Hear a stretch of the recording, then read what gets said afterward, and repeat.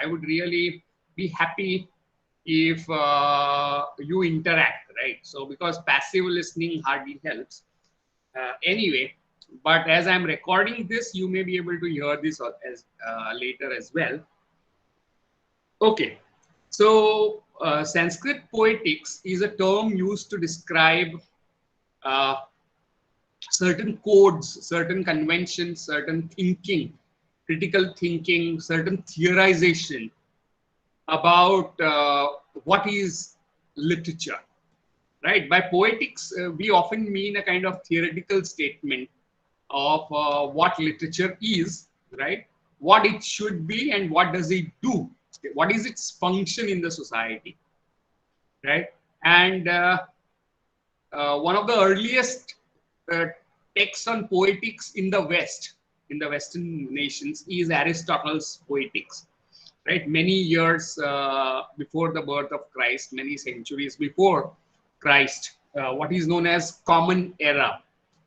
Right, before Common Era, you had a very significant text called Poetics by Aristotle, in which Aristotle tries to classify the kind of literary texts that are in front of him, and most of them are in the form of epics or drama, right? And he tries to build a theory of what is literature, what is its social function, what uh, should be there in a literary work, and so on and so forth. So poetics is one of the important texts. The comparable text in Indian civilization, and I use the word civilization very much like Western civilization, right? Because the idea of nation or the nation state as a polity which gives us nationality, which gives us citizenship, which gives us a kind of nation state, right? Is fairly new. Means it began only in the 19th century. Uh, Before that, when we think of Indian literature, when we start thinking of the idea of literature in India and India, we have to give up this uh, tendency to use modern categories and modern ideas and project them backwards on Indian past, right? Or Indic past, if you want to use that term. So they are very often modern ideas are used to uh, are often projected to something which is very ancient, right? And one such idea is the idea of literature itself. So before we start looking at Sanskrit poetics, we have to look at uh, what do we mean by literature, right? And our understanding of literature as novels, poems, plays, which are printed, something that you study in classroom, uh, are the ideas which are very modern, right? Plus, they are also derived from Western categories, and that was one of the reasons why we looked at these Western categories of literature, criticism, and genre, and all these terms we looked at some length because these are the modern ideas, and we should be very careful of projecting these modern ideas which have come down from the West onto something that is very ancient and very dissimilar in terms of history, right? So one such idea is idea of literature. Now, what do we mean by literature? Then the ancient terms for it uh, is Sahitya or Kavya, right? These are very commonly used terms. Now you will see that term Kavya, as it is used in Sanskrit, does not indicate poetry. What it does indicate is uh, literature, right? As something to be relished for its aesthetic importance, right? So it may include theater, plays, it may include prose, it may include an epic, it may include drama, it may include a poem, a lyric, or it may include long poems, right? So the category of kavya, right, as something that is produced by a kavi implies something similar to the notion of literature as belles letters, right? Something that we have been talking about. But what separates it from the idea of belles letters, as it is we have discussed in our second lecture, is that it was not printed, right? And mostly it was written down in manuscript and recited in front of people. So poetry or what we understand poetry as lyric today is not what we mean by kavya. Kavya would include many things: prose, theater, drama, whatever, right?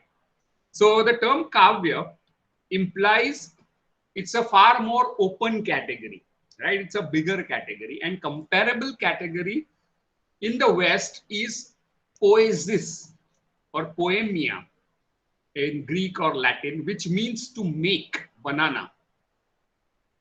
And there is no equivalent in English language for the word kavya.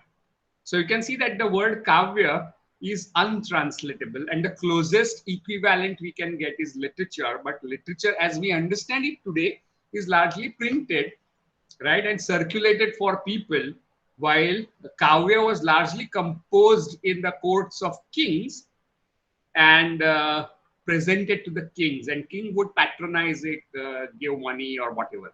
So that is a very great difference between kavya and literature. So kavya is one of the terms that is very important for us to keep in mind. The other term that we discussed earlier was the idea of criticism. Now, criticism, as we discussed, was a kind of discipline of analysis, evaluation, interpretation, categorization, conceptualization of literature, right? And it does not mean fault finding, as something which we repeatedly discussed in one of the classes. The idea of criticism as a body of objective knowledge, right, is a very Western idea. So what is an equivalent to criticism in Indian context would be something called Shastra, Shastra of Kavya, right? And Kavya Shastra or Alankar Shastra, right, was the term that you found in Sanskrit. The other terms were Kriya Kalpa, right? So these three terms, Kriya Kalpa, Alankara Shastra, Sahitya Shastra, or Kavya Shastra. These are the terms used to describe what we call criticism today. But Shastra is very different from criticism. Shastra is a kind of systematized body of knowledge, right? And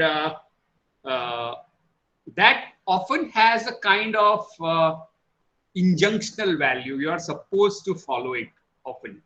It is, for example, the tradition of a genre called Shastra. If you look at the, please tell me if I'm going too fast.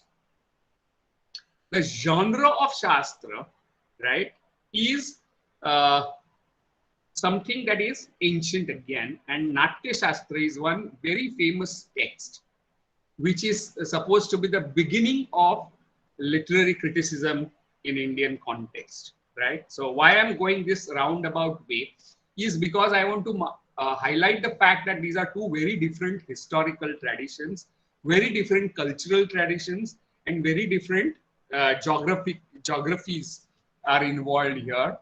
So very different civilizations are involved here, right? So this is something that we should not lose sight of. Otherwise, there can be a lot of confusion. That is why I seem to go around, beat the bush. So the earliest Shastra is Natya Shastra. A couple of centuries before or after Christ, we are not sure. And it is attributed to a Rishi called Bharat Muni.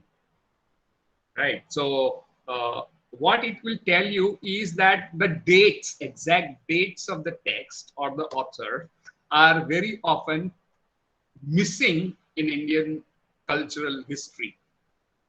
right? So when we are looking at Indian culture and literature, one of the things that you have to keep in mind that dates are hardly uh, convincingly decided for all. People keep on speculating about alternative time frames when it comes to Bharat. Or if to give you an example, Mahabharat was composed 500 years before Christ to 500 years after Christ. 1000 years is one entire millennia is allotted to composition of Mahabharata. That is the historical estimate. So we cannot really pinpoint like we can do in the case of Shakespeare, that he was born on this day and he died this day, right? So the dates as well as who that author is very often confusing, and very little is known, because once author is given a kind of divine status like Bharat Muni or Ved Vyas or Valmiki. Have you heard of these names, Ved Vyas and Valmiki?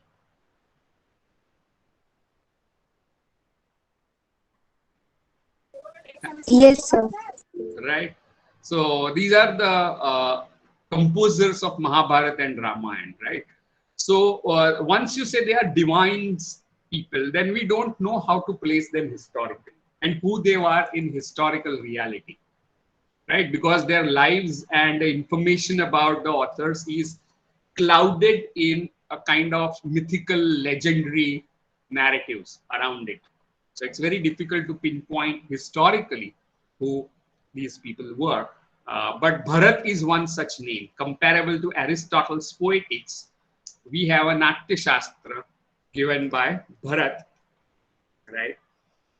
And later on, it's only after centuries and centuries, somewhere in 7th century, that you have something called Kavya Shastra and Alankara Shastra evolving. And some of the important theorists of that period are people like Bhamaha, Kuntaka, right? Then later on, as you proceed, you have Rudrata and Udbhata and others. These are the scholars associated with Kashmiri. They were located probably in Kashmir. So Kashmir is very famous for the production of earliest literary criticism, theory, philosophy, uh, and great philosophers like Anandavardhana and Abhinav Gupta are associated with Kashmiri branch of Sanskrit literature. So Kashmiri region becomes one of the prominent spaces for production of knowledge, right? Which is both spiritual and all kind, from 6th century to 1200 AD. So almost for 600 years, you have a tradition of great scholarship and philosophy coming from Kashmir, right? And you have names like Anandavardhana and Abhinav Gupta, who are supposed to be a kind of pinnacles of Indian literary criticism. Abhinav Gupta and Anandavardhana. Okay, so if you look at this period, then we are talking of something which began 200 years before Christ, right up to 1200 years after Christ's death. So almost 1400 years of period. You can see that literary criticism theory, Sanskrit poetics seems to have evolved. Now, if you compare it with the Western criticism, then you find that English criticism has not even started, because some of the most important English critics come up only in 16th century. And this is the period where one of the last great Sanskrit critic named Jagannath wrote literature and criticism. So Jagannath was actually one of the court poets and courtier in Mughal kingdom, right? So Mughals were also patrons of Sanskrit literature. So it is not entirely accurate to say that it was the Islamic rule that ended Sanskrit literature, because many kings and many emperors were uh, patrons of Sanskrit scholarship, something that we have to bear in mind, right? So, but by 16th century, or Sanskrit literary criticism seems to have declined. So from Bharat, 200 years before Christ, or maybe after Christ, we don't know, till 16th century. So almost 1800 years of history, we see a kind of development of debates, theorization, conceptualization around literary criticism, right? And that is what we indicate when we say Sanskrit poetics, right? So you have this whole list of great scholars, starting with Bharat.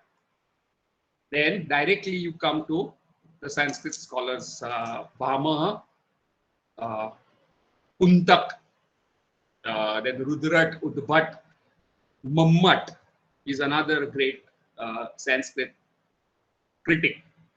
And then you have Anandavardhana and Abhinav Gupta, right?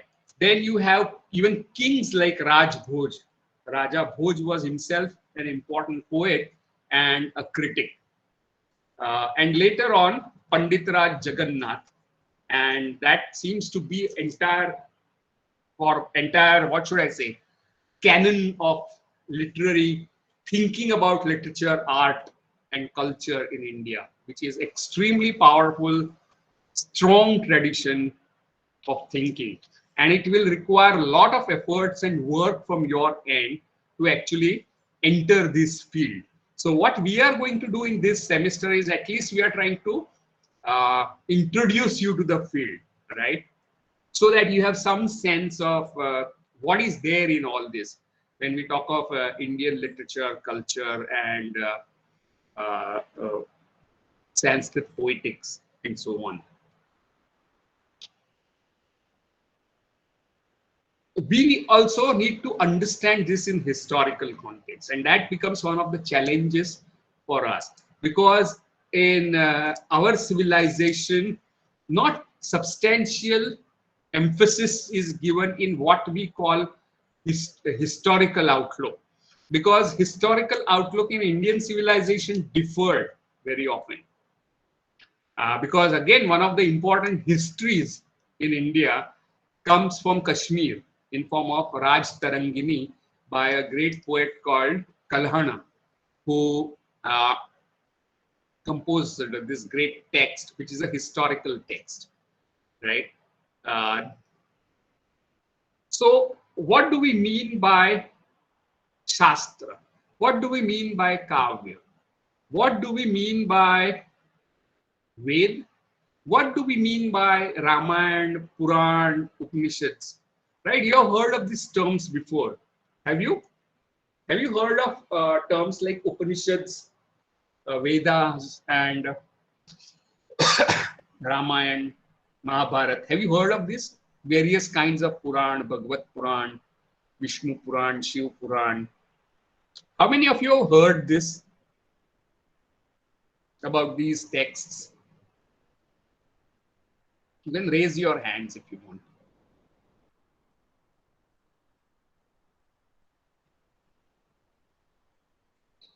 Have you heard of texts like Vedas and Upanishads and Mahabharata and Ramayana?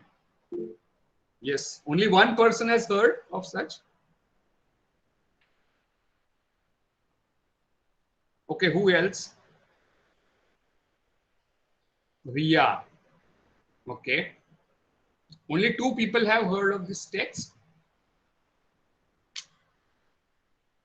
Anyone else? What about Sneha, Prithvi, Drumi, Disha?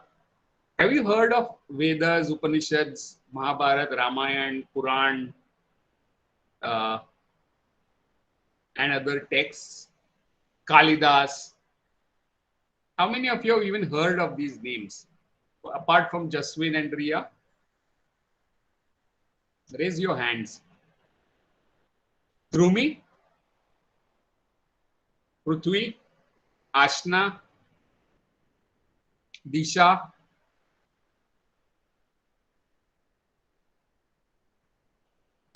Sir, have heard of it, but I don't have enough knowledge about it. No, that's fine. I'm just asking if you've heard of it.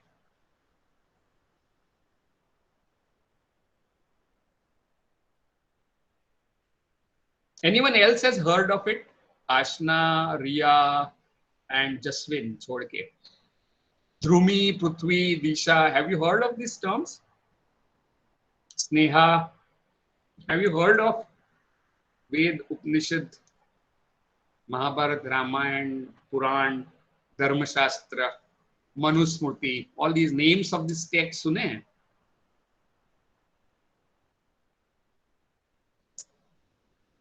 Disha, are you in the class or you're doing something else? Dhrumi and Prithvi and Sneha.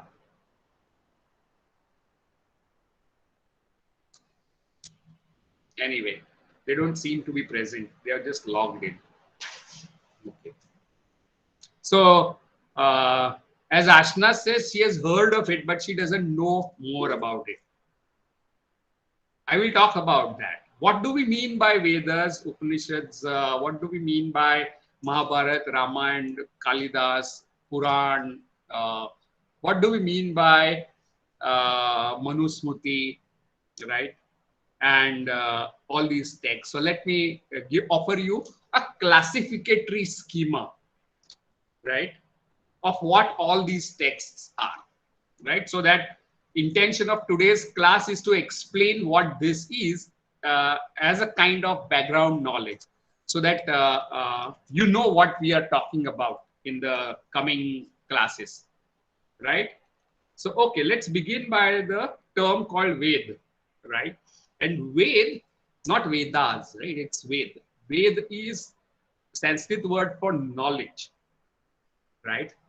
And the earliest of these texts, right, was composed somewhere 1500 years before Christ, almost 3,500 years ago or even more. We don't know. Again, as we say, historicity is a problem. We can't historically place them in an exact way.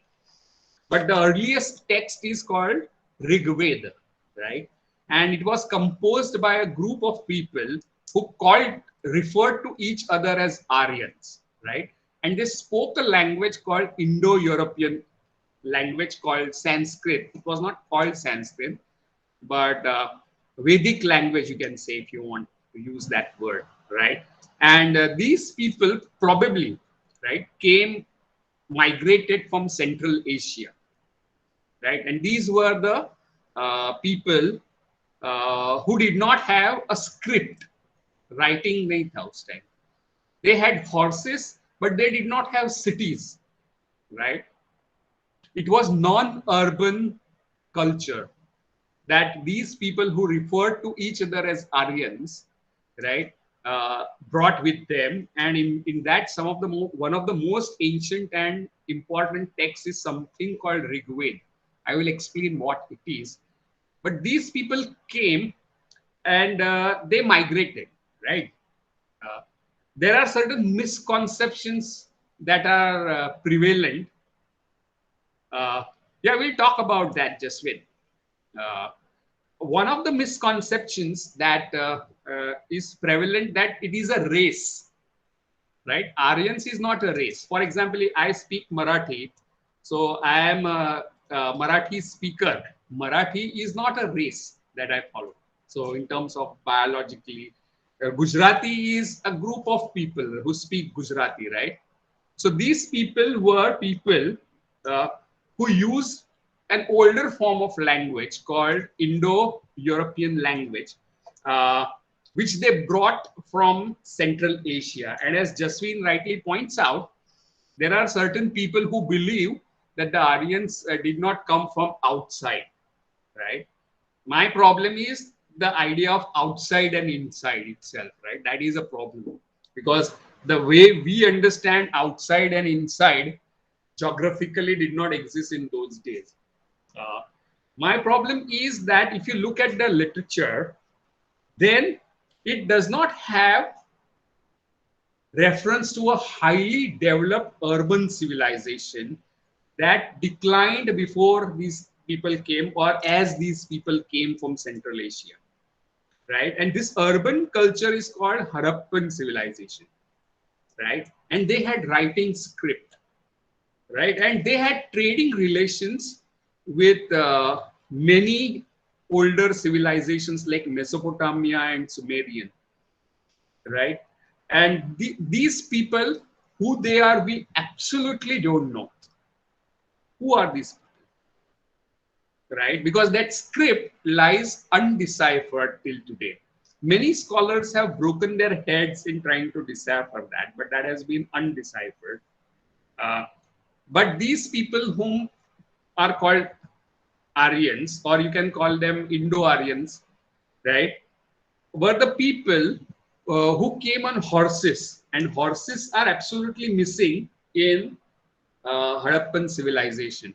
So that is one of the reasons why I believe that the people of Harappan civilization and Indo-Aryan speakers are not the same. Right? That is, I don't know how it can connect to Jaswin's statement. The reasons I find that they are different is because they don't have urban civilization. They don't. If you look at the Harappan civilization, and I have given certain links in your syllabus that I have sent, then they have highly developed drainage systems, granaries, huge barns, right, and public baths. Those are the things that you found in Harappa and Mohenjo-daro. These are two important cities of Harappan civilization, right? Geographically, they are the later Indo-Aryans. You find that they will come and reside in the same area. By that time, the Harappan civilization is finished, largely due to environmental factors. That is one of the speculations. Again, we don't know what destroyed it. But misconception is that Aryans destroyed Harappan civilization. Now, this is absolutely wrong. Right? There was no such thing like Aryan invasion, right? Because they were waves of migrations, and migration and invasion are two different things. My parents migrated from Maharashtra to Gujarat. We are not invaders, right? We are migrants. I hope you get the difference between migrants and invaders, right? So in the Vedic text, starting with Rig Veda, right, is the first most important book that they bring, but that book is orally composed and transmitted through oral traditions, Kanthastha Parampara or Maukhik Parampara, right? It is not written down. That is another difference between the Hadappans and the Indo-Aryans. Indo-Aryans did not have a script. Hadappans had a script. Indo-Aryans had a horse. Hadappans did not have horse. So these are the reasons why I don't think that the Hadappans and Indo-Aryans are the same people, right? Okay, but there are theorists who claim that they were the same people, but in international historians community, that is not held widely. It is just a political position and not a historical position, right, Jasmine? It is not backed up by evidence. Difference between politics and history is that history is backed up by evidence. Politics is backed up by lies. Okay. So going back to Vedic texts. So these are the texts which have remained one of the most important texts, but they are orally preserved, right? And the people who came from Central Asia settled in the earliest valley near the river Indus, right? So if you go to the north, then you will find that Indus Valley splits up into 5 tributaries of various kinds, including a river that is mentioned but not found except maybe in archaeological manner is Saraswati. So these 5 rivers today occupy Punjab, right? Punjab is called land of 5 rivers. And when we say Punjab, it is both Punjab in Pakistan today and Punjab in India. If you put it together, that region is the region where these people settled down, right? From Central Asia. By Central Asia, we mean Uzbekistan, Kazakhstan, and those regions, right? Between China, between Iran, and the people, one branch of the people also went to Iran, right? And one branch came to India. So if you look at some of the ancient Iranian texts like Zend Avesta, right, you find similar names of God, but they are reversed. For example, Asur, right? Ahur is no longer a villain, but Ahurs are gods in Zend Avesta, while Asurs are bad guys in Vedic mythology, right? So they almost interchange, good, bad. But you find a lot of linguistic similarity, a lot of cultural, textual similarity between Zend Avesta and Rig Veda. So this is the most ancient form of language known to us. Means there was a full-fledged language in uh, what should I say, in what is called Harappan civilization, Mohenjo-daro and Harappan civilization. And all of you have studied about it in your school, so I'm not going. But they did have a language, and we don't know which language it was. So one civilization entirely disappears from the memory of Indian culture. How is that, right? Till it was discovered by the Britishers in mid 19th century or the archaeologists. 2000 साल, 2,500-3,000 साल तक गायब हो जाता है एक सभ्यता, उसके बारे में किसी को कुछ पता नहीं, right? Even in Vedic texts we don't find any references to this civilization, which is very strange. Anyway, so what consists of these Vedas? Then it mostly consists of two kinds of compositions. One is mantra, right? Mantras are those magical, ritualist, liturgical, magical chants, right? Which have a kind of effect on the world. It impacts gods, it impacts, you can, when you pray to God, gods will give you things that you want.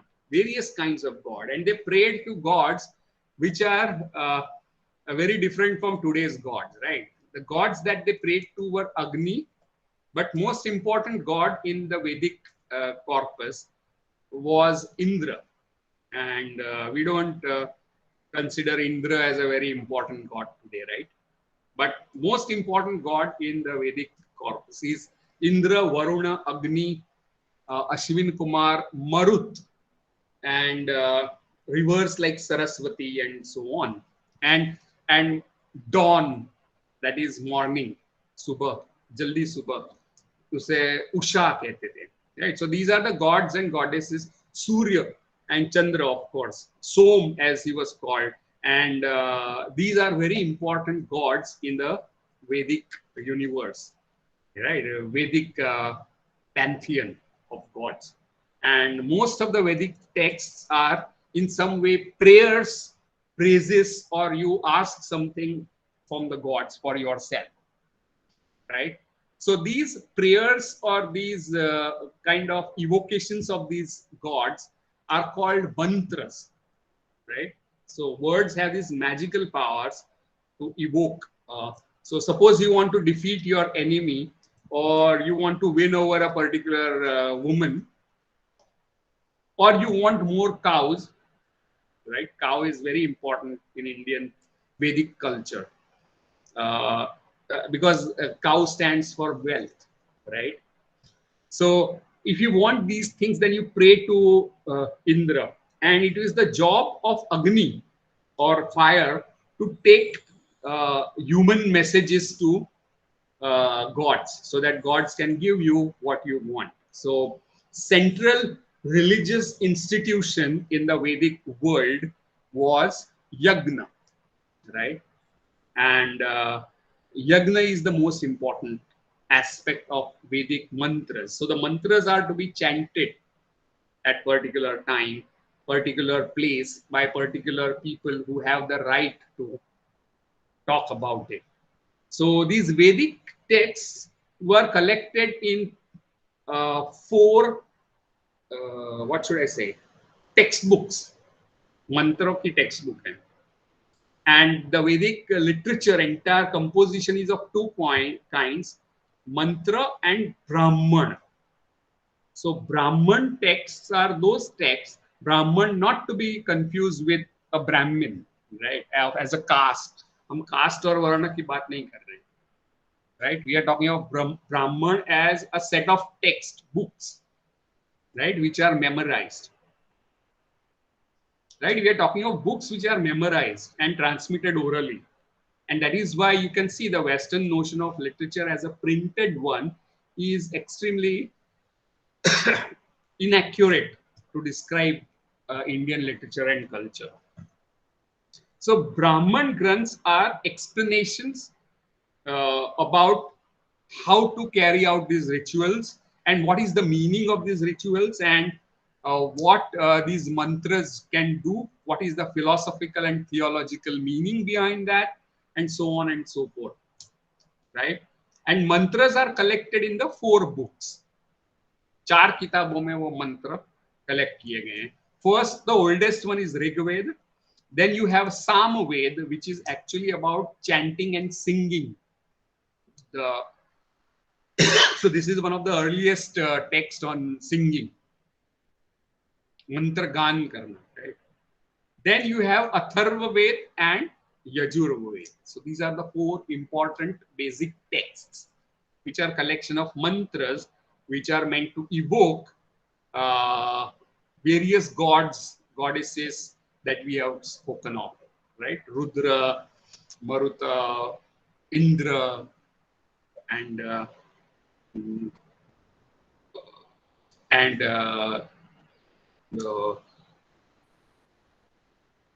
Saraswati as well, right? So 4 texts are called Vedic Samhitas, right? And most of it consists of mantras, and they are called rigs if they are in the Rig Veda. But they are also called suktas, and they are arranged according to rishis who have heard it, right? These Vedic mantras are not composed by human beings. That is the core belief, right? These mantras collected in 4 samhitas are not composed by any individual poets. It's not like Homer composed Iliad, right? These mantras are revealed to certain rishis who have gathered them, right? So Rishi is called a drashta, and mantra is what that Rishi sees, and according to Rishis they are classified. So Rigveda can have 10 mandala, each mandala after the name of each 10 chapters after the name of each Rishi who has heard it, visualized it. And that's why this body of text, right, called Brahman and Mantra, is called Shruti. It is called Shruti tradition, right? And that Brahman consists of various kinds of text, primarily something called Aranyaka, which means they are composed in forest. Aranya is forest. And Upanishads. Upanishads means sitting near your acharya, near your master and learning. Or they can also mean esoteric meaning, andar ki baat, right? This is the spiritual meaning of the Vedic texts, right? These are the books, Upanishads are the books which explain the metaphysical, philosophical meanings of Vedic texts. I hope you understand what I'm saying, right? So together with Brahman and mantra, it is called Vedic oeuvre or Vedic corpus. Corpus यानी किताबों का collection. पर ये सब किताबें orally transmit होती है और मन में लोग जानते हैं. It's not printed, it's not even written, right? And one great Rishi called Ved Vyas is supposed to have collected them and assembled them together. So it was Vyas means editor. or Vyas means compiler, right? So Ved Vyas is the person who compiled, edited, assembled these texts, right? I hope you get the meaning. अभी तक कुछ समझ में नहीं आया हो तो मुझे पूछ लेना. Whatever I have said. Any questions about what I have said? Because it's possible मैं बातें करते जाऊंगा और आपके ऊपर से निकल जाएगा.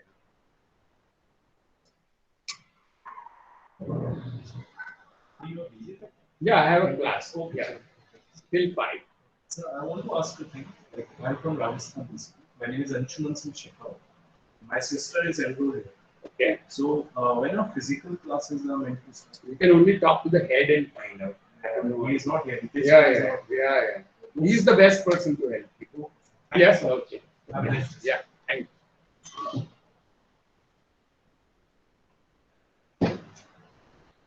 Anyone has any questions or doubts? Can we proceed?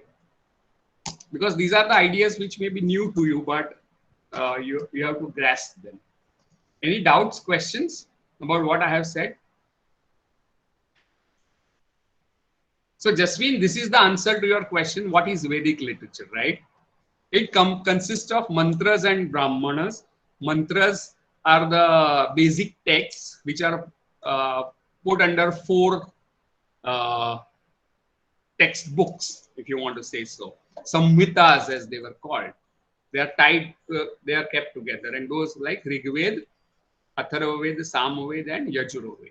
And then you have Brahmans of 2 or 3 kinds. One is Aranyaka, right, which explains very often the ritualistic meaning of the mantras, and Upanishad, which is explanation of metaphysical and philosophical meanings of Vedic texts, right? Is that clear? This is called Vedic literature, and this is also called Shruti literature. Is that clear, Jasmine?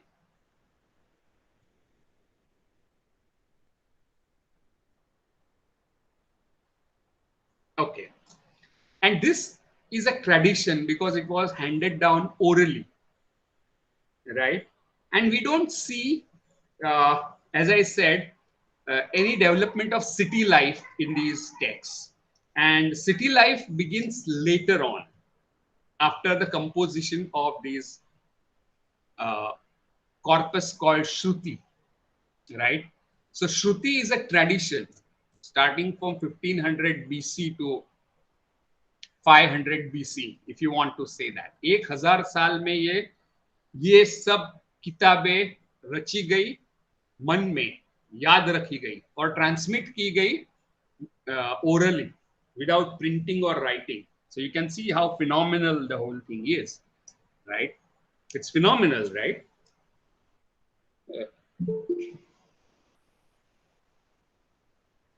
Okay. So by 500 BC, we see another development happening on Indian subcontinent. And by the time you reach this phase, you can see that the Indo-Aryan communities have started moving into the subcontinent from Punjab, right? Today it is called Punjab, but it's the land of 5 rivers around Sindhu River or Indus River. They come to a valley near Ganges, Ganga, and there the settlement begins, right? By the time you reach 500 BC. And interesting political development start happening in this period. And that development is the rise of urbanization in Gangetic Valley. And according to some historians, this is the second phase of urbanization. पहला urbanization क्या होता था? Harappan, right? जिसके बारे में लोगों को 2000 साल तक कुछ पता नहीं था, 2-2500 साल तक लोगों को कुछ पता नहीं था वो क्या था और कहां चला गया, right? So the second phase of urbanization begins near Gangetic Valley, right? The Ganga, Yamuna, Doab, as it is called. It is the very fertile region near Ganga, and these people, Indo-Aryan speaking people, come there. And you find a rise of new cities. and they were called Janpad, right? And these cities, बहुत बड़ी list है, I don't have that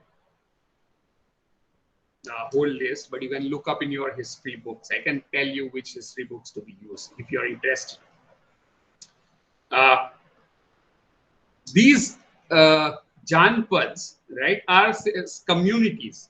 In Rigved, you have mention of clans and tribes.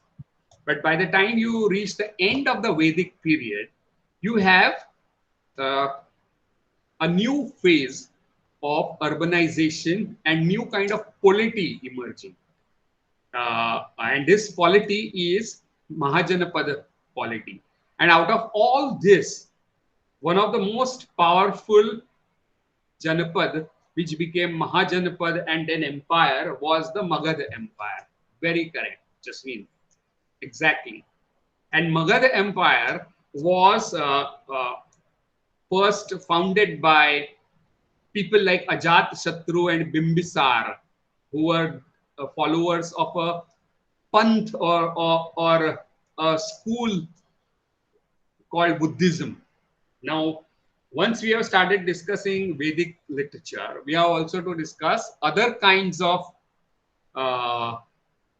religious philosophies and religions that existed at the time of Janpads, right? So one is the one that most ancient one is the Vedic tradition that we discussed.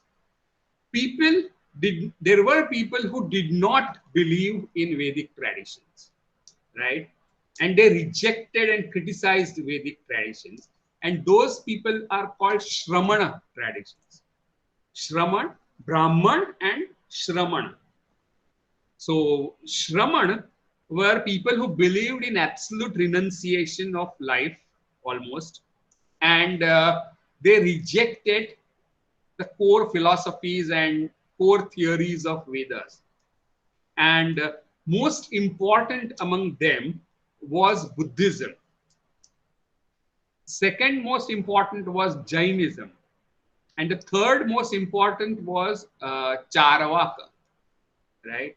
And we don't have any books by Charvaka left, right? So these people rejected almost all core ideas of Vedic traditions, and that's why they are also called Gnostic traditions. Now, Gnostic does not mean atheist. That is a very modern idea, atheism, right? Gnostic means they don't obey Vedic injunctions. They reject Vedic theology. They reject Vedic philosophy completely, right? So you have Bodh and Jainas, which are two very important Nastika traditions. So you have Astika traditions. Astik yani person who believes in Vedic traditions. Nastics are people who don't believe in Vedic tradition. And you can see it has nothing to do with atheism, because atheism is a very Western idea, right? If you believe in God, you are an atheist. But in Vedic tradition and non-Vedic traditions, there is no question of believing in God or not believing in God. I hope you are clear. These are important panthas, you can say. Pantha are the path, you can say, right? So I hope you are clear about these. So Buddhism, which is believed to be based on the life and teachings of Gautama Buddha, right, found great patronage among the rulers of Magad Empire. And the most important empire that was founded on Mughal Empire, I'm sorry, not Mughal, I'm really sorry, Magad Empire, was the Mauryan Empire, right? So Mauryan Empire, which was almost right from Punjab to Burma and mostly to the south as well.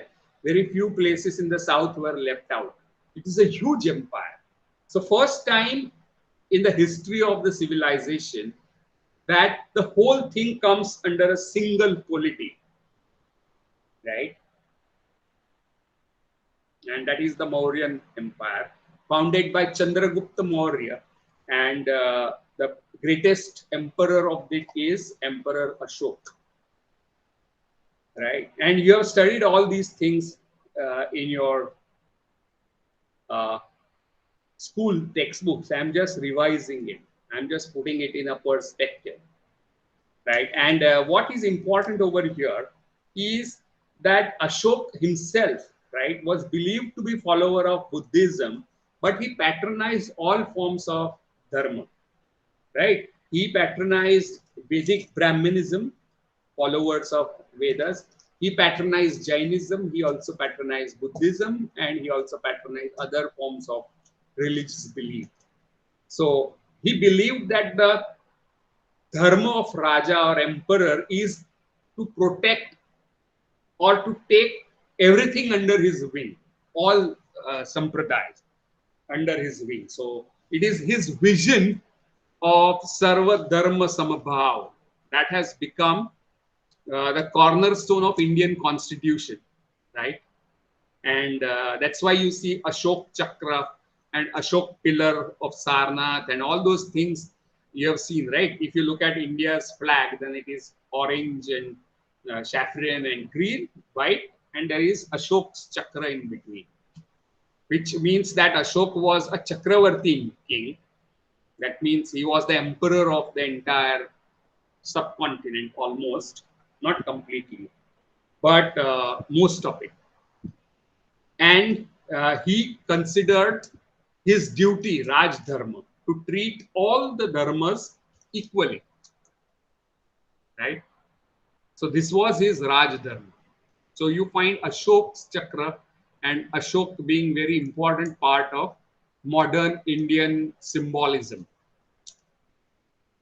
right? I don't know if you have seen Sarnath, which is one of the Buddhist places where Buddha delivered his famous sermon, and there are 4 lions and chakra below it. I don't know if you have seen this. How many of you have seen this? That chakra then becomes part of Indian tricolored flag, national flag. So anyway, only in photos, right? In your textbooks.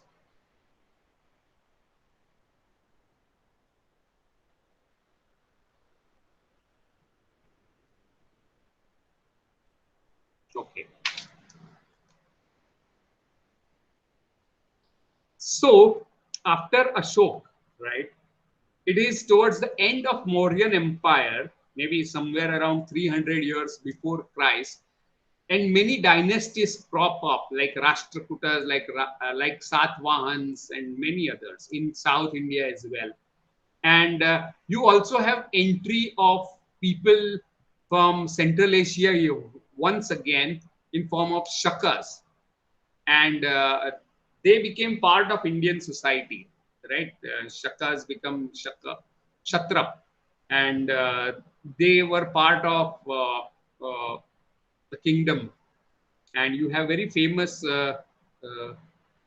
inscription by Rudra Daman in Gujarat, Patan, right? So Shakas and Kshatraps, these are the Kushans, and these are Central Asian nomadic tribes and Huns. They become part of Indian civilization. You also have Greeks coming in the northern part of India, in the near the Punjab and Afghanistan region of today, right? And Alexander the Great was one of the big Greeks to reach the borders of Indian subcontinent. And because of this threat, there is a story which is believed to be historically accurate, but it's very little evidence is available, of somebody called Kautilya, who raises a new kind of kingdom by destroying Nandas, right? And that is the Mauryan dynasty.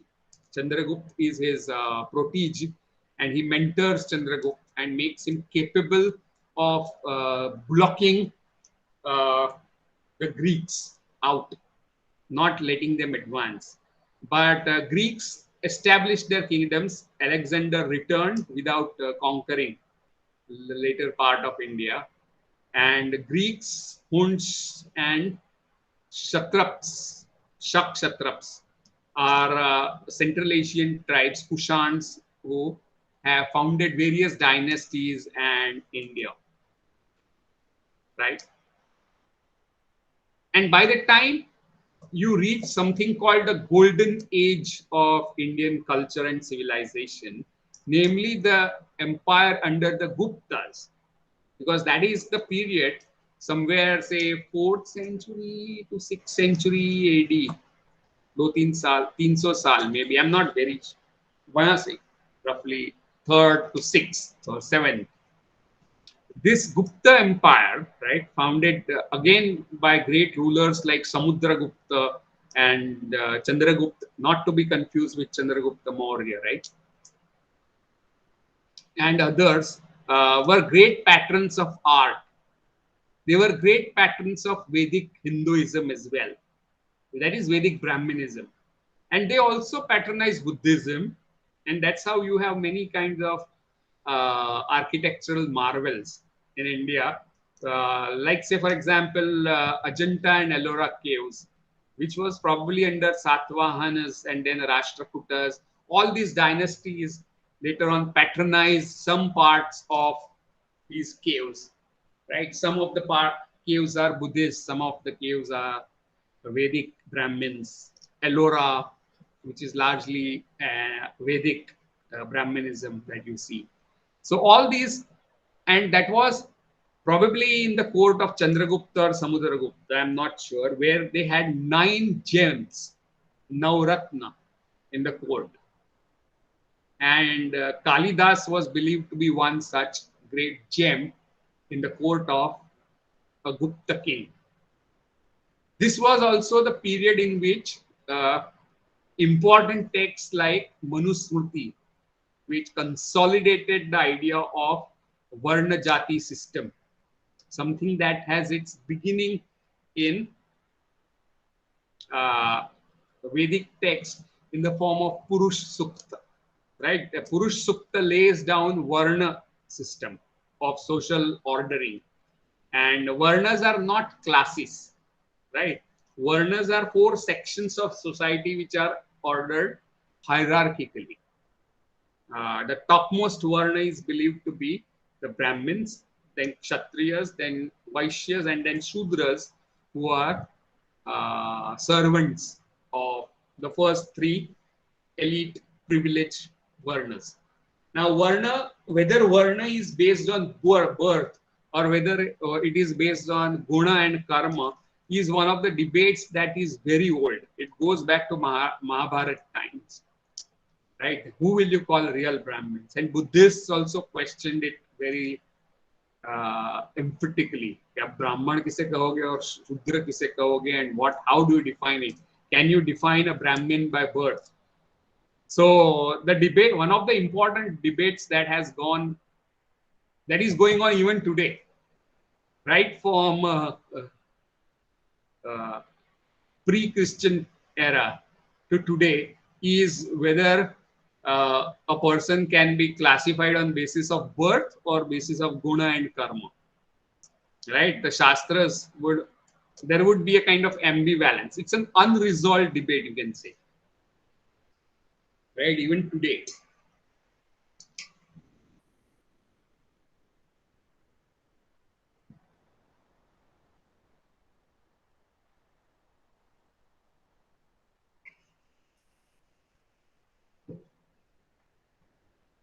Varna and Jati are 2 different ways of organizing society, right? Varna is based on a hierarchy of Brahman, Shudra, uske beech mein Vaishya and Kshatriya, right?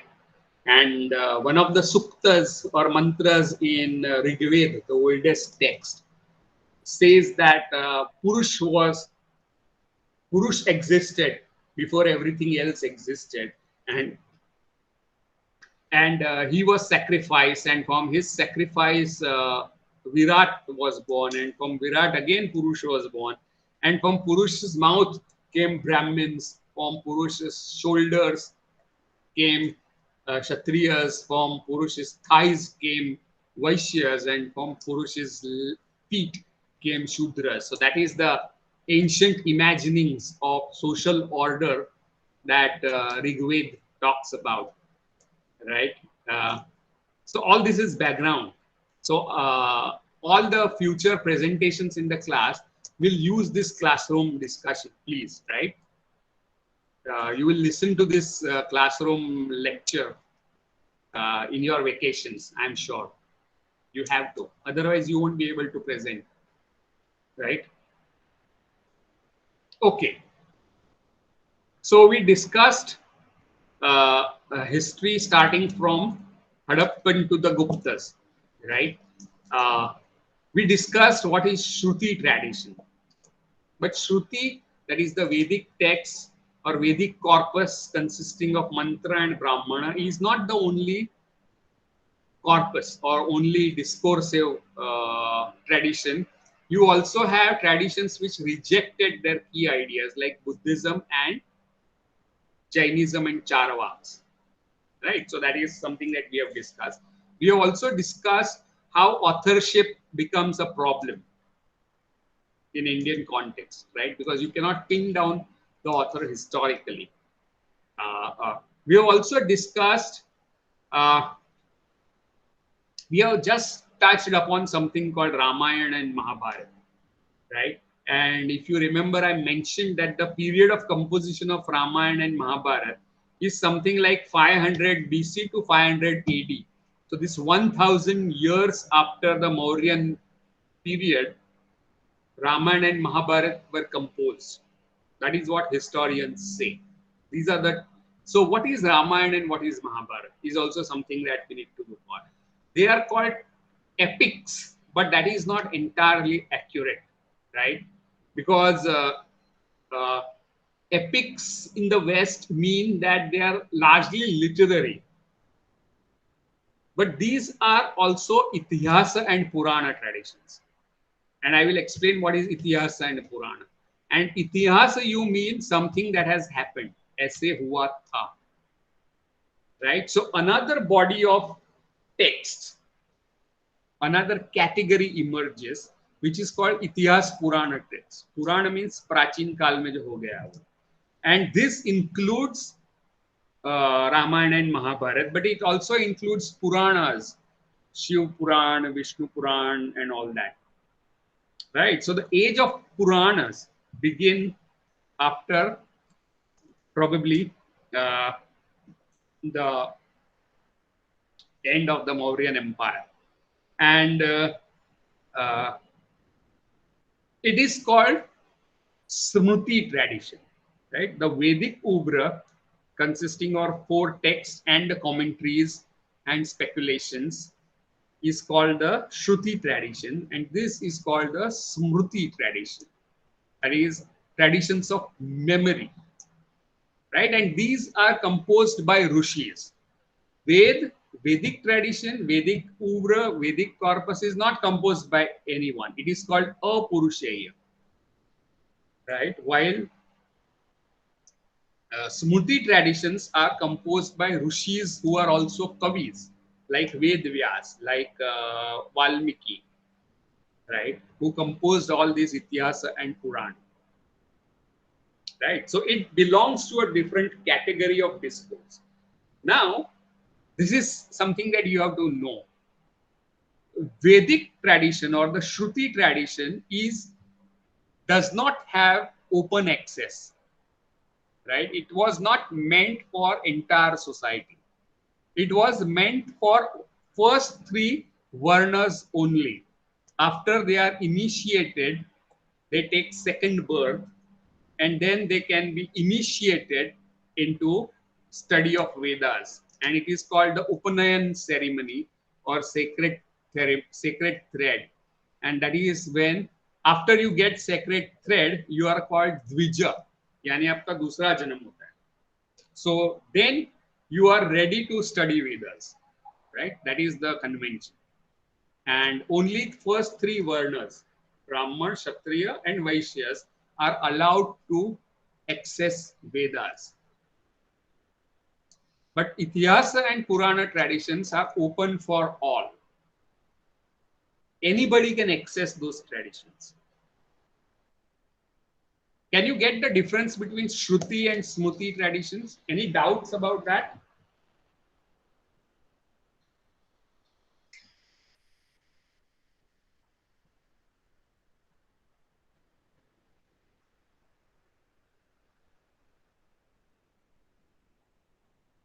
Any questions about Shruti and Smruti?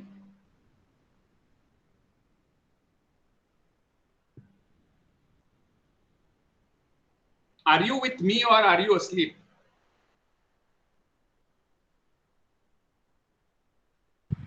No, sir. You are awake? Because I thought एक सत्यनारायण की कथा चल रही तो सब सो गए होंगे. Okay. So the Shruti traditions are the traditions of Mantra and Brahman. Smruti tradition is Itihas and Puran tradition. एक ही है. इतिहास पुराण को स्मृति tradition कहते हैं. और उसमें ही रामायण, महाभारत, पुराण, भागवत पुराण, शिव पुराण, विष्णु पुराण, ये पुराण, वो पुराण, भविष्य पुराण, Skanda Purana, all these things can be found. And that is open for all. Right? It is for the whole society. It is not banned for the rest of the society, because if you look at the composition of society, then the first three varnas form the 5-10%, 10-15% of the population. बाकी का जो 80-90% population है, वो शूद्र अति शूद्र में आता है, right? तो उनके लिए भी Shruti and Smruti traditions were open, right? And one of the most important texts of Shruti and Smruti tradition is Bhagavad Gita, which is a part of Mahabharata, right? And in which Krishna kind of gives a summary of what is there in Shruti or Vedic texts. And he also posits some novel ideas of Karma Yoga and Bhakti Yoga and Jnana Yoga and all that. But Bhagavad Gita can be open for all, right? Even an untouchable person can read Mahabharata, Ramayana, can hear Ramayana and Mahabharata, can discuss Ramayana and Mahabharata. But Shudra cannot, right, comment, write, or perform the Shrutis, that is the Vedic tradition.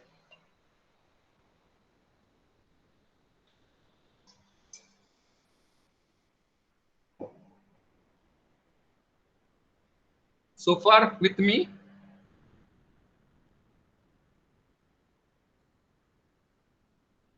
So Yes, far with sir. me? Good. At least someone is awake. Okay. Sir, I have a So question. now let us come back to the idea of Kavya, right? That we started out with. So where does Kavya fit into all this, right? Is Vedic text a Kavya? Can you say Puran is Kavya? Can you say Manusmruti is a Kavya? Now there is a problem here, right? So you have to define what is Kavya. And according to ancient tradition, Kavya is not the same as Vedic text, or is not the same as Itihas Purana. It is not the same as Shastra. Now, Shastra is another category of discourse, which is again composed by Rishis, but it deals with knowledge, and kind of knowledge that seems to have a kind of normative value कि आपको उसका पालन करना ही है, right? So there are various kinds of Shastras. There is Natya Shastra, there is a Kam Shastra, that is the Shastra of sex, and reproduction and pleasure. There is also Shastra of Alankar Shastra. There is also a whole body of text called Dharma Shastra. And Dharma is one of the most complex terms in Indian civilization because its meaning shift to change, and it has got whole range of meanings which cannot be translated into English. Dharma is not equivalent to religion, right? And the reason is that dharma has a complex history of 2000 years, right? If you look at the Vedic text, then the idea of dharma would mean something like dharayati iti dharma, जो समाज को, जो प्रकृति को, जो हमको धारण करता है, which supports us, is called dharma, right? Which may also include eating food, because if you don't eat food, our life won't be sustained, right? So that is one meaning. The other meaning is also gun dharma, as in characteristics or property. So dharma of fire is to burn, dharma of water is to flow, right? Dharma of wind is to blow. So the ancient meanings of dharma were varied. So Dharma Shastras elaborate upon meanings of Dharma and also tell what is Dharma and what is not Dharma, or what is Apad Dharma in various contexts. So there were a whole range of books called Dharma Shastras, and most important one is Manav Dharma Shastra, which is called Manusmriti. Have you heard of Manusmriti? Anyone? No, sir. Manusmriti के बारे में किसी ने सुना है?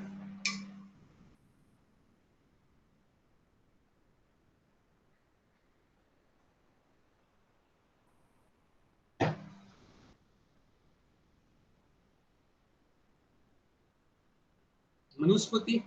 Nobody? Sir, am I audible? Pardon? I'm just You asking. can type if you want.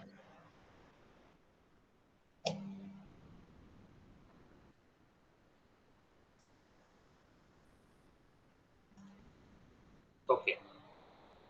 Yes. So Manusmriti or Manav Dharma Shastra is about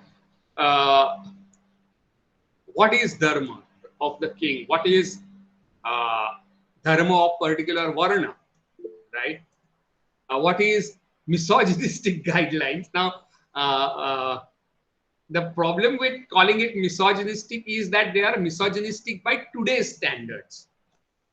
आज के ethical norms में देखो तो वो misogynistic है. And one of the things, if you remember, we discussed right in the beginning, is to be careful while projecting modern ideas on something that is ancient. You have to be very careful with that, because they would not understand what is meaning of misogyny. Misogyny में क्या होती है वही पता नहीं होता उनको, right? I hope you get what I'm saying. It has, from today's standards, it is casteist and misogynist, right? Jaswin? But this is from today's modern standards. But ancient standards, these were the standards, right? Okay. Another very important Shastra category is Artha Shastra. So you have Kam Shastra, Artha Shastra, Dharma Shastra, Moksha Shastra bhi hote the bahut sare, how to, and most of the Vedic and Upanishadic texts were about moksha.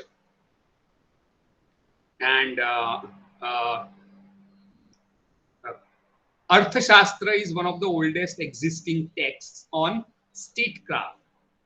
It is also about how to expand your means of income, because means of income in those days was land, and that was called Artha, right? Artha does not mean it was economics in modern sense of the word. It is not about demand, supply, resource, ये वो. Scarcity वाला economics नहीं है ये है अर्थशास्त्र. Okay, I will talk about it. This Arthashastra, attributed to a person called Kautilya, is one of the brilliant texts of which gives you great amount of detailed information about ancient Indian polity, including sciences, trade, including espionage, spying, right, and many other things. Right? It's about uh, how to win friends and destroy your enemies. Right? If you ask me what it is, then it's a whole theory of increasing your artha. That is the means of producing wealth. Right? And you can do it by expanding your kingdom. So that's one of the fascinating texts. Other important text is Vatsayan's Kam Sutra, right, which is about how to achieve fulfillment through sexual pleasure largely, but also reproduction, marriage, various kinds of techniques and methods to increase your sexual pleasure, right, to increase your quality of offsprings, and so on and so forth. Right? It's a treatise on sexuality. Kam Sutra by Vatsyayana. Dharma Shastra would be about dharma, and most famous is Manusmriti, but there are others like Yagnavalka Smriti as well. There are many others. There are Nibandhas of all kinds. Jaswin is asking, is moksha, right, a Vedic or a Shramana concept? Now that is where the whole fun begins, in my view, right? Because the basic idea that seems to have become pervasive on Indian subcontinent, that our birth is not the only birth. We go through cycles of birth and rebirth. This is the core idea, which sets us apart from Islam, from Christianity, from Judaism.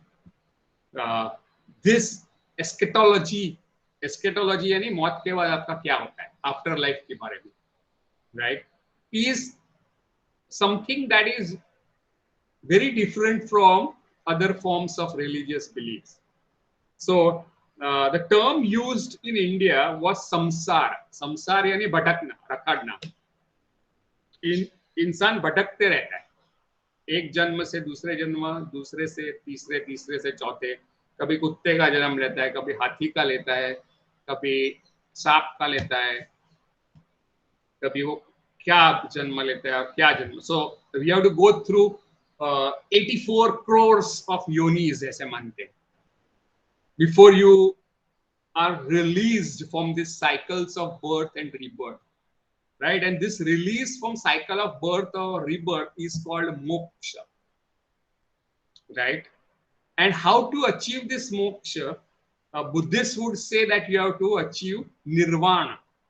Nirvana is when you no longer believe that you exist, right?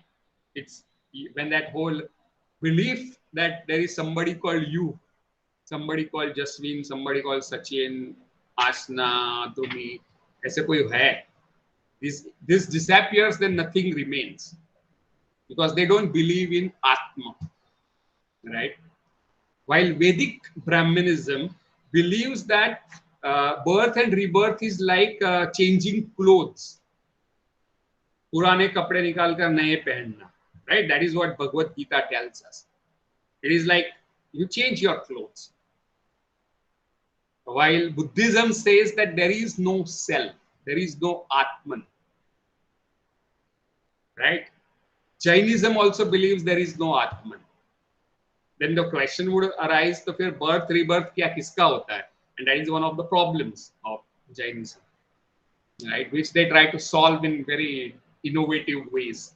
But coming back to the whole question of moksha, then moksha, or release from this bhatakna, dar dar bhatakna, janma janma bhatakna, is moksha, and that is one of the purushartha or one of the purposes of human life,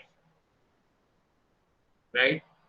The basic purpose of human life, according to the Vedic Brahmanism and probably all the theories except Charvak maybe, would be to follow dharma. So dharma is the first purushartha, that you carry out your duty.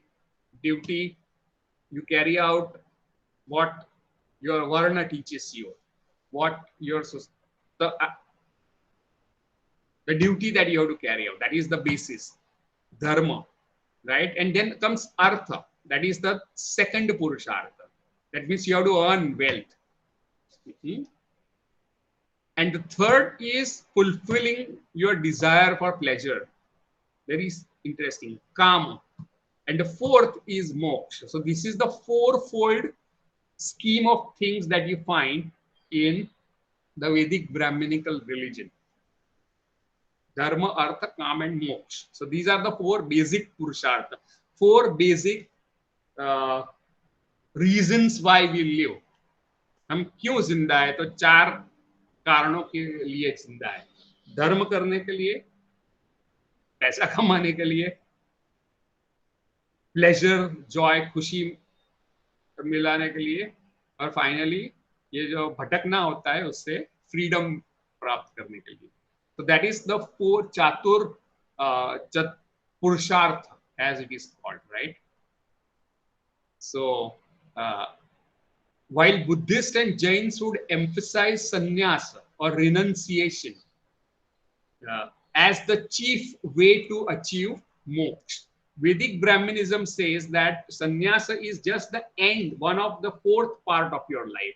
Human life is imagined as 100 years in Vedic Brahmanism, and it is divided into four parts, right? The first part is called Brahmacharya Ashram, and then Gruhasthashram up to the age of 50, then Vanaprasthashram, where you go to forest till the age of 75, and then Sannyasashram, where you give up everything, right? So that is the four ashrams of human life. So Vedic Brahmanism has these core ideas. One is Chatur Varna, and four Purushartha, four ashram. These are that's the Vedic Brahmanism theory, right? Now, when I say theory, it means that it's not always practiced, right? Right? This is the ideal and it's a theory. But these are the four basic points. So Shramanas, like the Buddhists, Jains would emphasize Kaivalya, right? When all the bondage of karma falls off, your self or your jeev remains as a jeev. It is keval, it is just jeev. It is not bound by karma. And karma is another very complicated headache that we have to wrap our heads around, right? So when I said these three important dharmas, Vedic Brahmanism, Buddhism, and Jainism, have this core idea of birth and rebirth, right? We have to also understand why they think like this. They think like this because they believe that every action has a consequence. Every karma will have its phala, right? So if you step on an ant, you do it inadvertently, but then that is your action and you will get its phala. Now, you may not get it in this life, and for that you have to take another birth. So rebirth and birth is propelled by the theory of karma, right? Karma means action and its consequence. So what keeps you in this whole cycle of wandering and birth and rebirth is karma, your action, your deeds, right? So how do you come out of this cycle is to give up karma. That is what Shramana tradition says. But Bhagavad Gita, Vedic Brahminical text would say no. They would say that you have to give up your attachment for the consequences. You have to give up your attachment to phala.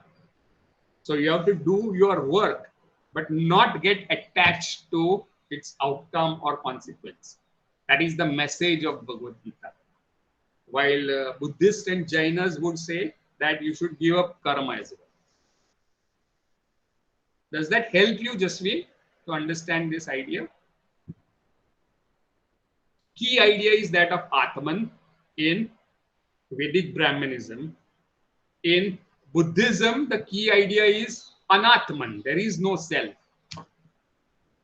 And the key idea of self in Jainism is Jiva. Right? That is a being. Jiva ko kya kahe? A living being. So you are basically a living being, according to Jainas, who is bound up by your karma. And how to get rid of it is to unbound yourself by giving up actions. And that is what Shramana means. Karma karna chhod do, sannyas le lo. That is what Shramana says. Tradition says. Charvaks, one of the oldest schools, would believe that there is no such thing like rebirth and Atma, right? Once you die, आपका खात्मा हो गया. मरने के बाद कुछ नहीं रहता.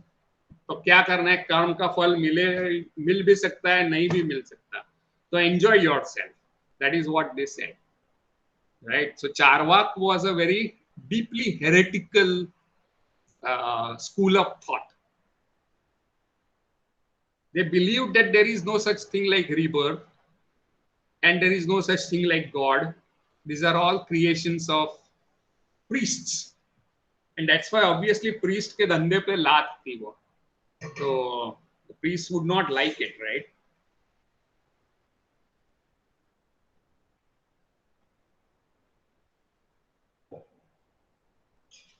So this anti-priestly position that Charvak takes, Charvak Sampradaya, made it unpopular among the priests. And somehow in India, priests have had monopoly over knowledge. So they destroyed whatever Charvak was thinking.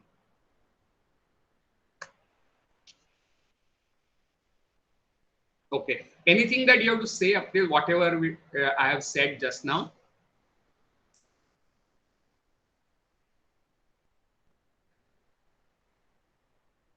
हमने बहुत सारी बातें की इसलिए.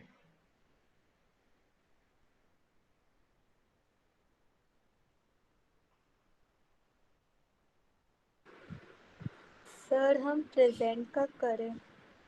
Presentation. Yes sir. After we reopen. Right? Okay. What is Sorry, the sir? question? Sir, I have After we not got my topic. Pardon? Sir, I'm Ashna. I've texted you on WhatsApp. I don't have a topic for presentation. Good. So what I will do is I will send you the topics. Chalega? And Riya, you are Jaswin and you can do it after we reopen on 10th.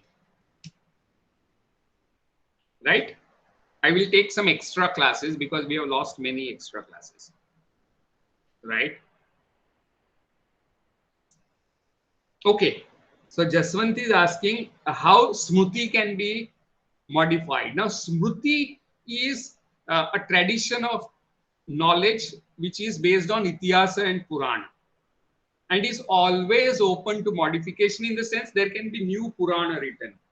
While Shruti is closed, it ends with Upanishads. Right? So Smruti is a tradition of Itihas Purana. Is that your question?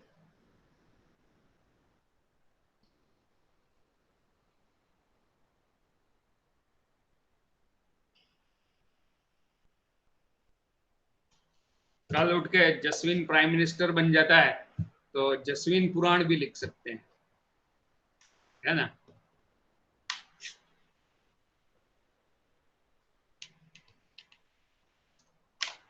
Is that your question? Am I answering your question, Jasween?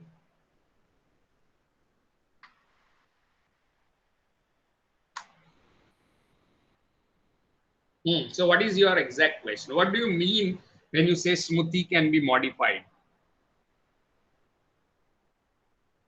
Either you can type it or you can say that, or you can unmute yourself. If you can ask the question more clearly, I may be able to answer. What do you mean when you say Smruti? Smruti is a name of tradition, which is based on Itihasa and Purana, right? Which includes texts like Ramayana, Mahabharata, and Vishnu Puran, Shiv Puran, Krishna Puran, Bhagavad, and whatnot. Skanda Puran, Bhavishya Puran, right? So what do you mean when you say this can be modified?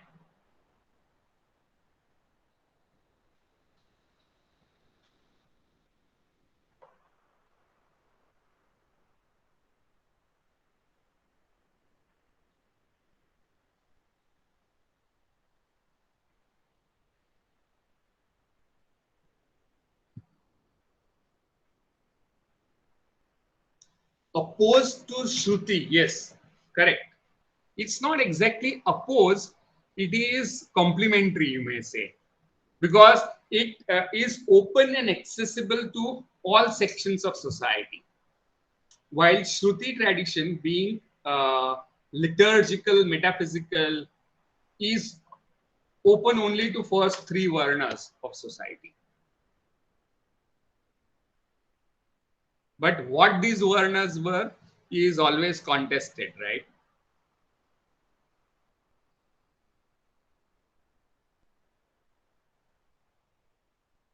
Yeah, so I'm trying to understand your question.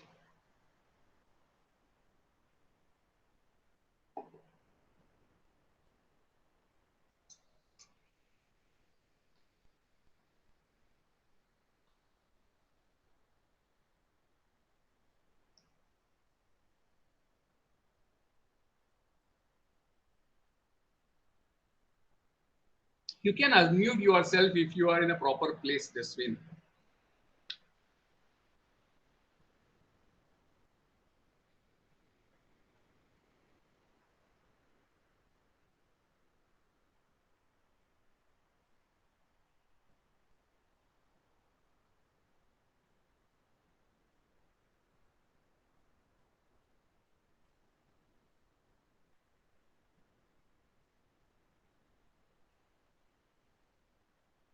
Okay. Okay, fine. So here is the last component of today's class. Very important, right? And I said Kavya, right? And I come back to Sanskrit poetics and one of the fundamental ideas of Sanskrit poetics, right? And I pointed out how Kavya is different from Shastra. I told you how Kavya is different from Smruti, how Kavya is different from Shruti. So Ramayana and Mahabharata can never be considered at par with Vedic texts, right? Or Kalidasa's poetry cannot be considered as Vedic text. Why? Because it has a different place in Indian society. Vedic texts are considered as supreme authorities, right? And they are, that is what Vedic Brahmanism upheld. That was the core idea of Vedic Brahmanism, that Vedas are the ultimate authorities. But a Kavya is not an ultimate authority. A love poem cannot be an ultimate authority, right? Abhigyana Shakuntala is not an ultimate authority on anything. So Kavya is different from, and Ved is not composed by anyone. They are apurusheya, not composed by human beings. Shruti and Smruti are composed by Rishis, right? Rishis are human beings who have achieved divinity through tapascharya and all that, right? So Rishis are human beings who have achieved divinity, but they are basically human beings. So the second category of discourse that we call Smruti is a production of Rishis. And the theme is what really happened, Itihas and Puran. Kya sach mein hua tha? So there is no such thing like fictionality here. It is not fictional. Actually, it happened, right? So Ramayana, Mahabharata, and all the texts are considered to be something that actually happened. Aise hua tha. Why? Because Rishis have composed it, right? And that is where it is different from modern category of history. History writing can be done by a historian, not Rishi. Historians are not Rishis. Itihas Puran can be composed only by Rishis. Rishi is person who has achieved divinity, human beings who have achieved divinity through devotion and meditation and austerities. So that is the second category of discourse. The third category of discourse is Shastra, right? Where Rishis are giving knowledge to human beings about how to live, right? Which includes Dharma Shastra, Artha Shastra, Natya Shastra, Kam Sutra, whatnot. That's the third category. And fourth category is Kavya. And Kavya is not necessarily written by a Rishi, right? It's written by a human being who may not be a Rishi. Is that clear what we mean by Kavya? For example, Kalidas is not a Rishi. Bhas is not a Rishi. Bhavabhuti is not a Rishi. These are important Kavya writers, right? These are major writers, right? So they are not Rishis. So you have four categories of discourse: Shruti, Smruti, Shastra, and Kavya. Now, what constitutes a Kavya, right? Then the definition of Kavya is this. Are you with me in this conversation? Because we are learning the fundamentals of Indian civilization, right? Today's class is fundamental of ancient Indian civilization. So what is Kavya? Kavya is Vakyam Rasatmakam Kavyam. जिस वाक्य में रस होता है उसे काव्य कहते हैं. So idea of rasa is at the heart of Kavya, right? And the idea of rasa goes back to the Vedic texts, right? And Upanishads describe God as rasa. Raso vayasaha. That God, Brahma, is ras, right?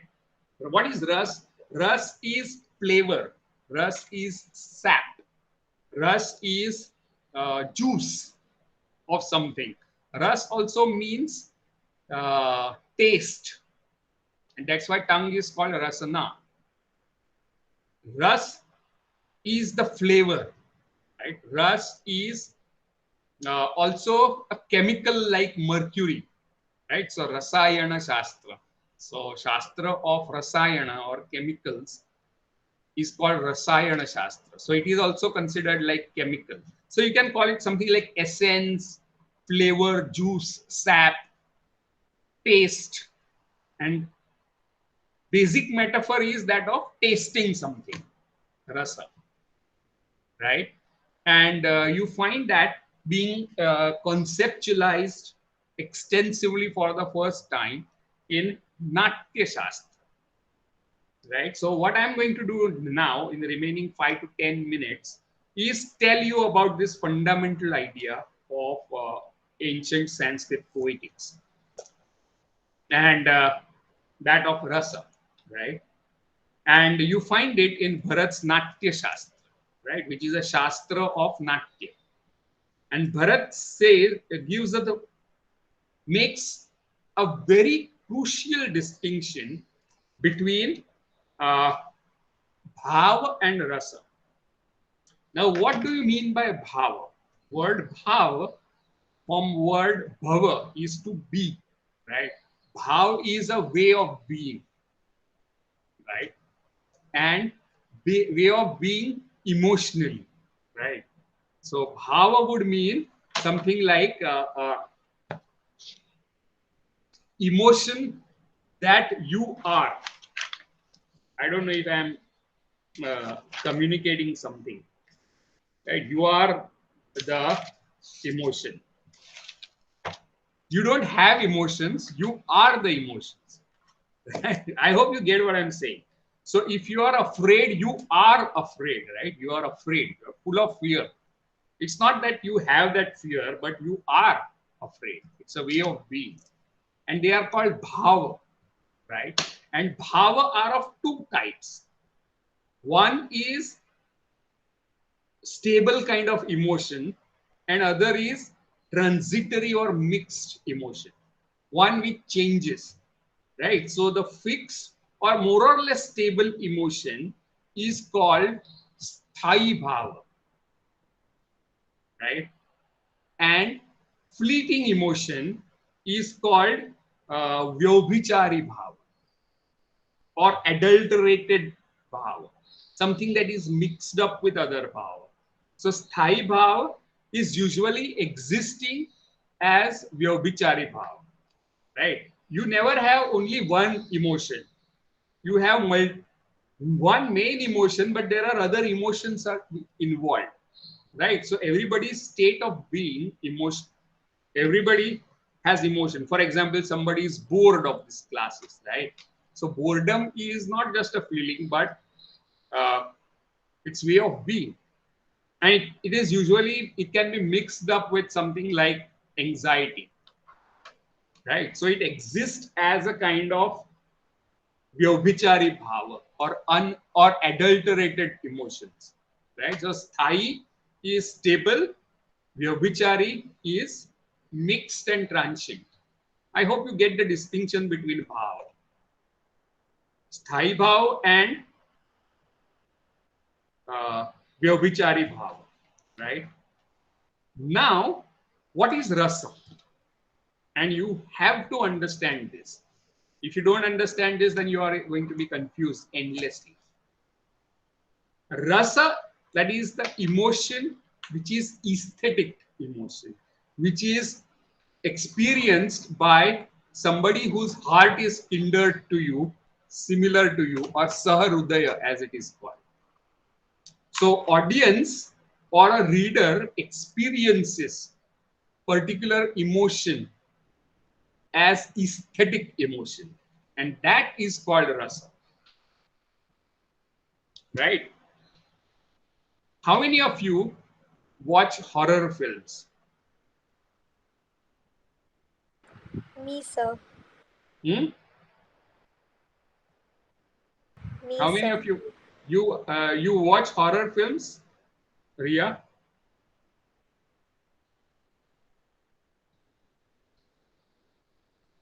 How many of you watch horror films?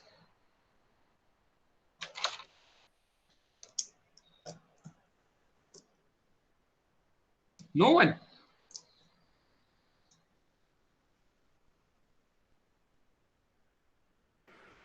Nobody Sir, has. sorry, I haven't seen it. You have not seen any horror film? No, sir. Has anyone watched any horror film? I don't, but you used to, right? You have seen some before, okay? What about you, Dhrumi and Ashna? Sir, I have. You Um, have, yeah. okay. Exorcist and paranormal activity, okay. Now, the curious question is, why do people watch horror films? कोई बता सकता है? Would you like, Jaswin, to experience those situations? Would you want to be in those situations? As in exorcist and paranormal activities? Not at all. But still you watch it, right? Why? Why do people like watching such films? Many people for the thrill, okay?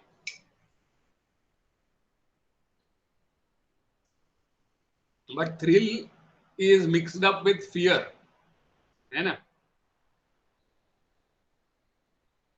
Yes, Jaswin, it's not thrill as if uh, कुछ exciting होने वाला है, मजा आने वाला है. It is thrill which is mixed with fear. It's a व्यभिचारी भाव of fear included in it. So why do people like it?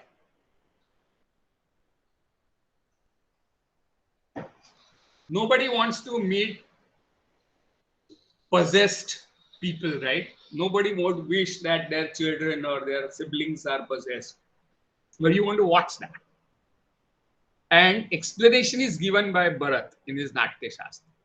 That even if emotion is kind of negative, you still derive some aesthetic pleasure out of it. And that pleasure is called rasa. Right? So when you ride this amusement ride, the roller coaster, how many of you have sat on roller coasters? Me, sir. Right? So you enjoyed it?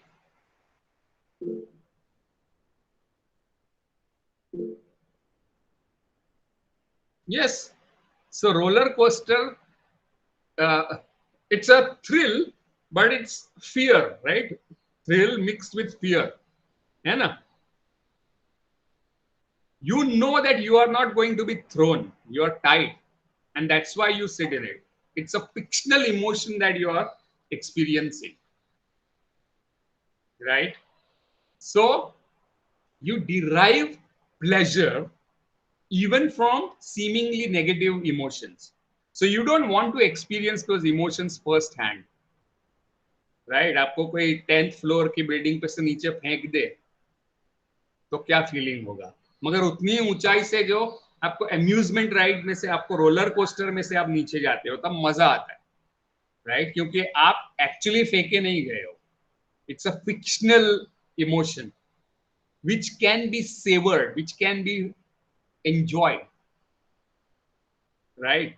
So Bharat says enjoyment of this fictional emotion is rasa. You taste that emotion. You are not being that emotion, you taste that emotion. Fear is not something that you are, but you taste it, right? So that is the difference between bhava and rasa. And bhava, according to Bharat, are of 8 kinds. One is sexual love called rati. But when it is shown on stage and screen, or you read about it in a novel or a poem, you experience fictional emotions of sexual pleasure or sexual love. And that is called Shrungar. Is that clear? Difference between Rati and Shrungar. Rati is a bhav, emotion. Right? It's a emotion, but when you relish it in its fictionalized form, it's called Shrungar. So even if you have never been in a kind of sexual romantic partnership, you watch the film and you get to taste it, right? And this taste is called Shrungar. So what you experience in a film, right, when you watch romantic film, is not rati. It's not sexual love. It's not romantic love. But what you experience on screen is Shrungara rasa. Just like bhaya, right, is the fear. If Jaswin met that ghost from Exorcist, he would experience fear, right? But if he watched that film, then he would experience bhayanaka, ras called bhayanaka. So is distinction between bhav and ras clear to all of you?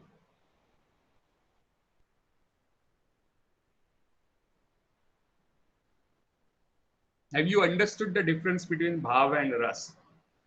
Ras is what you experience from fictional, uh, what you taste from the fiction. For example, many of you may play video games which involve murder, right? And killing. आप जाके सब मार डालते हो.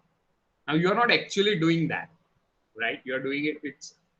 It gives you thrill, right? It gives you a sense of heroism, right?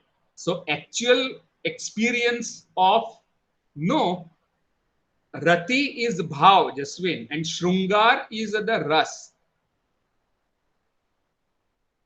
Rati is what you experience with your partner, romantic partner.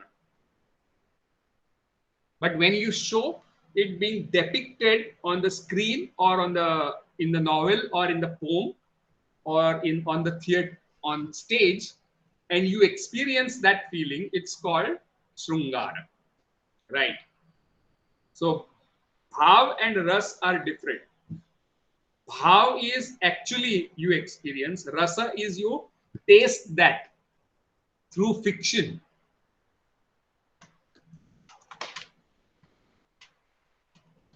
Clear? Any questions about distinction between rasa and bhava?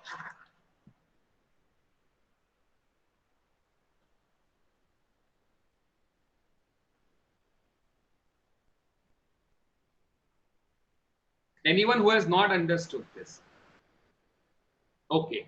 So I will take 5 more minutes. Is that okay with you? Because there is going to be a long vacation. I will just take 5 more minutes. Is that okay? Or should I stop?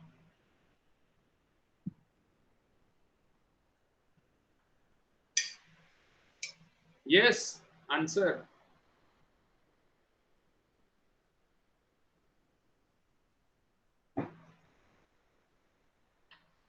Yes, no, maybe. आप लोग सोते हो क्या class में बैठ के या कोई दूसरा चैटिंग कर रहे हो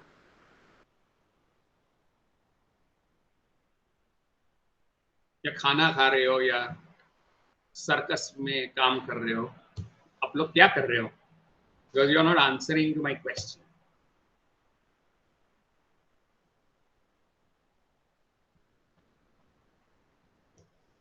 Ashna, Dhrumi, Jaswin, Riya, are you awake? Yes, sir.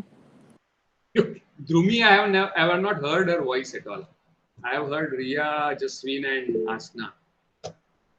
No, there is one thing that is connected to this. That's why I want to take 5 more minutes. Otherwise, I will have to repeat a lot in the next class. It's a connected conversation which will in some way finish what I have to say for today. An important point. Yeah, in 5 minutes, not more than that. Now, here is the formula of how to create fictional ras. Right? And this is called Rasa Sutra by Bharat. He gives a principle, a formula of evoking fictional rasa in the minds of the audience or the reader, right? And the formula is something like this.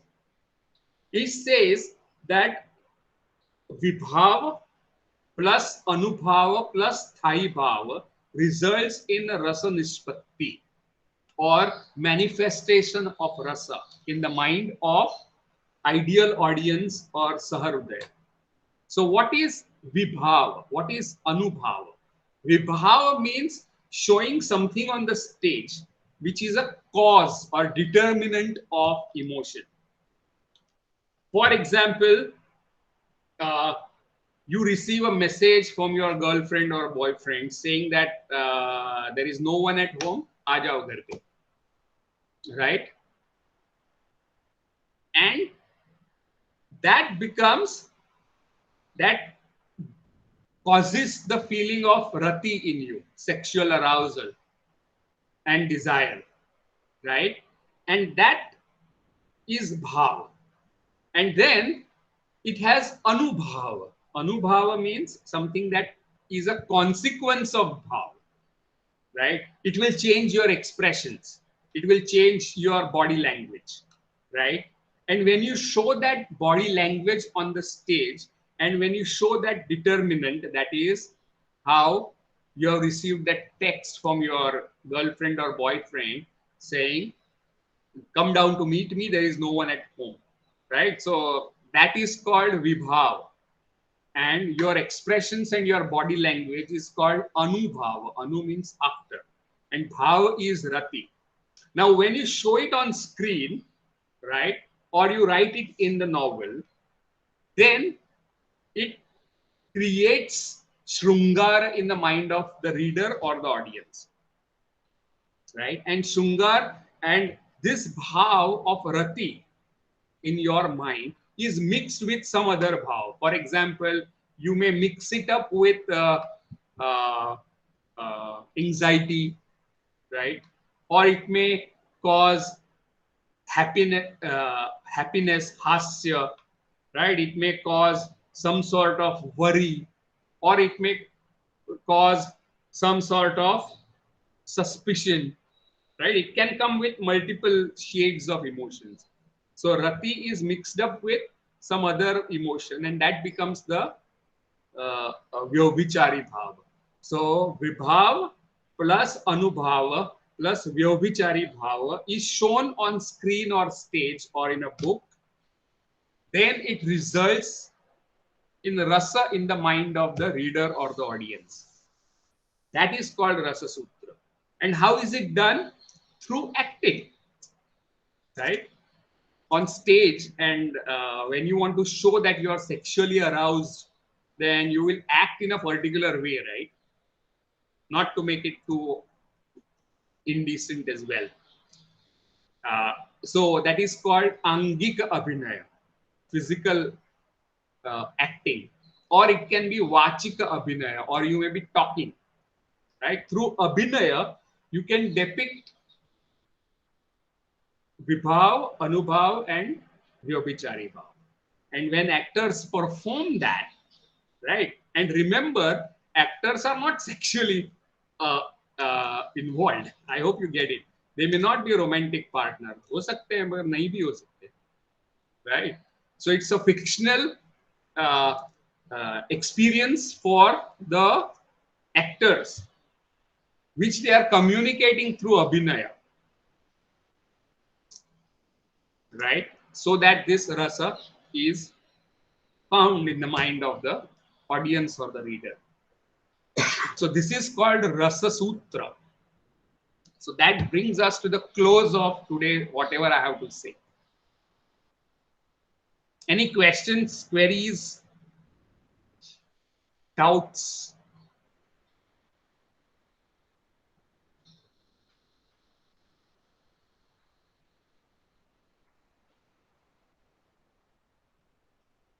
No, sir. Good. So what we will do is we will meet after the vacations. I will take some extra classes, and I will also have presentations from those people whose presentations I have not heard, and those people who have not been given presentations like Ashna, right? I will take extra classes after 10th, right? So we meet after 10th, and wish you a very happy Diwali. And please listen to the recording of this class. It's one of the basic fundamental classes. Clear? And share it with your friends in the group as well. Today's class, for those who have missed it. So wish you a happy Diwali.